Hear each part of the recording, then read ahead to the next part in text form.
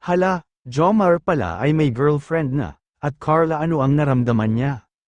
Na kung malaman niya na ito ay totoo, gaano nga ba kito? Ito mga kaibigan, at kung sakali man ay totoo bakit nga ba pinapaasa lang niya si Carla?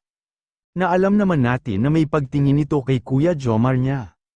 Nagpapahantay na ito na kung sakaling abutin man ito ng 4 na taon. Ay ito na kasi ang tamang panahon na sasagutin na niya ito. Kung makapaghintay si Jomar sa kanya, ito ang gagawa natin ng panibagong reaction video ngayon mga kaibigan. Pero bago ang lahat, ay isang mapagpalang araw sa ating lahat mga kaibigan. Lalo na sa ating ama na si Kuya Bal Santos Matubang, Ate Edna Vlogs, at kay Kalinga Prob, at sa lahat ng mga nakasuporta at nakasubaybay sa aking munting channel. Maraming salamat, tuwing kinakausap at tinatanong kasi si Jomar sa mga netizen at sa mga nagkukomento sa kanya, pag siya ay nagla-live, ay para bang iniiwasan niya ang mga tanong na ito. Para sa tambalan nilang dalawa iniiwasan niya kasi ito. Dahil na siguro ay may girlfriend na ito kaya siya? Minsan nakapagtataka, at nagugulat din ang mga viewers. Dahil pabiro kung sumagot si Jomar tungkol sa kanilang dalawa ni Carla.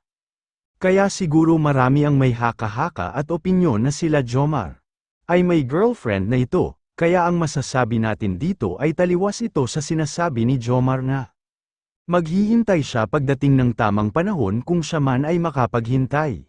Minsan din kasi ay nag-iiba ang sagot niya, dahil nga sa pangtambalan lang daw so Carla para sa kanya. Kaya sana sagutin naman ito ng maayos ni Jomar para sa ganoon ay maging malinaw sa mga viewers kung ano ang status nila ni Carla.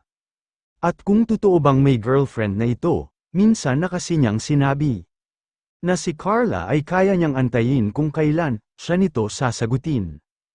At ito lang naman ay nangyari noong anniversary nila, at nabigyan pa nga si Carla ng bonggang celebration, at surpresa at mga regalo. Sana magbigay kayo ng inyong opinion mga kaibigan at sana suportahan po natin ang pinuno lahat ng mga Kalingap na si Kuya Bal Santos Matubang, Ate Edna Vlogs at kay Kalinga Prob. Maraming salamat po at tandaan po natin na lahat ng problema ay may solusyon. God bless at mag-ingat po tayo palagi. Maraming salamat po.